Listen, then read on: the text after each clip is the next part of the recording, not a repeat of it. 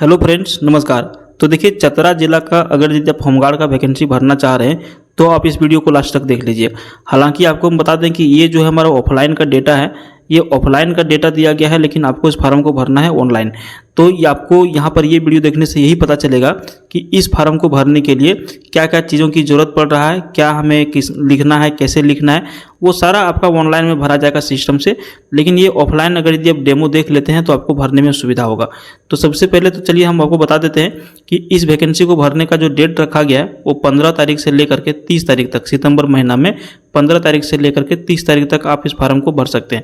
अगर यदि आपका 30 तारीख से ज़्यादा टाइम हो गया है तो आप इस फार्म को नहीं भर सकते हैं, रिजेक्ट हो जाएगा, कोई फायदा आपका होगा नहीं। हालांकि ये ऑनलाइन पोर्टल में 30 तारीख के बाद ये फार्म भराएगा भी नहीं। इसको भरने के लिए नॉर्मल जो है यहाँ पर कोई भी व्यक्ति जिनका उम्र 19 साल हुआ है वो भर सकते हैं, और जिनका उम्र अधिकतम 40 साल हुआ है वो भी इस फार्म को भर सकते हैं, ध्यान रखिएगा। तो सबसे पहले आपको यहाँ पे प्रखंड का नाम मांगा जाएगा, कौन सा प्रखंड से आप भर रहे हैं। चतरा जिला में 12 प्रखंडों के लिए वैकेंसी निकाला गया है। जिस प्रखंड के बारे में भरेंगे, जिस प्रखंड से भरेंगे उस प्रखंड का नाम सेलेक्ट हो जाएगा। उसके बाद वहाँ के लिए आप जिस प्रखंड के लिए भरते हैं तो वहाँ का क्या है, ऑनलाइन आवासीय प्रमाण पत्र आपको अपलोड करना पड़ेगा। तो जिनके पास आवासीय प्रमाण पत्र यानी कि रेसिडेंशियल सर्टिफिकेट नहीं है तो आप बनवा लीजिए, इसके बिना आपका फार्म नहीं भराएगा, रिजेक्ट हो जाएगा। आवेदक का नाम, जो आपका नाम है वो आपका भरा जाएगा इस कागज़ पे नहीं, ऑनलाइन, ठीक है। उसके बाद देखिए, पिता या फिर पति का नाम जो भी आपका है वो भर लीजिएगा। आप मेल हैं कि फीमेल ये भरना पड़ेगा। वैवाहिक स्थिति, आप वैवाहिक हैं कि अविवाहित हैं ये भी आपको भरना पड़ेगा। फोटो जो आपका है ऑनलाइन फ़ोटो लिया जाएगा वेबकैम के माध्यम से, या फिर हो सकता है साइबर कैफ़े वाले कुछ दूसरा उपाय अगर यदि रहेगा तो उस तरह से भी फ़ोटो ले लेगा।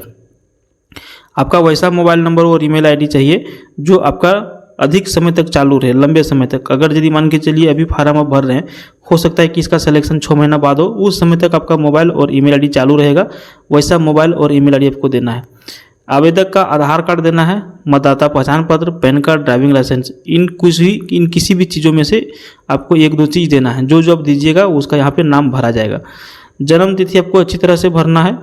उसके बाद देखिए, जब आप फार्म यानी कि 1/1/2025 को जितना आपका उम्र हो रहा है उतना वर्ष देना है, महीना देना है और दिन देना है।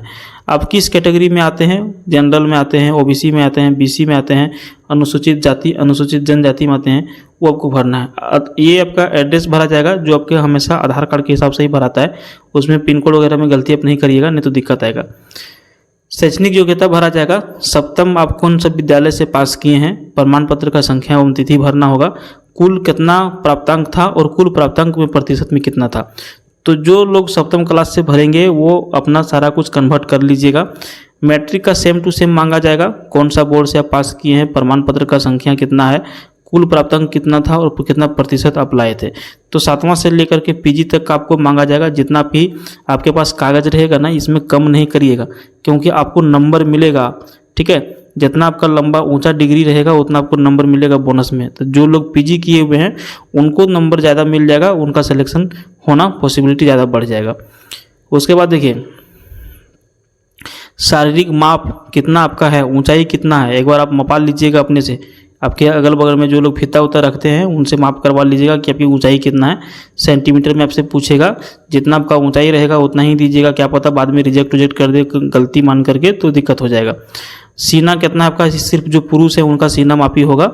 उसके बाद शारीरिक पहचान के 2 चिन्ह, जो आपका शारीरिक में पहचान होगा, जैसे तिल हो गया बड़ा सा, कहीं कट मार्क हो गया, या फिर गाल में कट मार्क है, नेक में कट मार्क है, कोई भी वैसा चीज़ जो 2 शारीरिक चिन्ह रहे जिसे पता चले कि हाँ ये फार्म आप ही भरे थे, समझें। उसके बाद आपका एक घोषणा पत्र रहता है, स्थान, दिनांक और आवेदक का हस्ताक्षर अपलोड हो जाएगा आपका, समझें।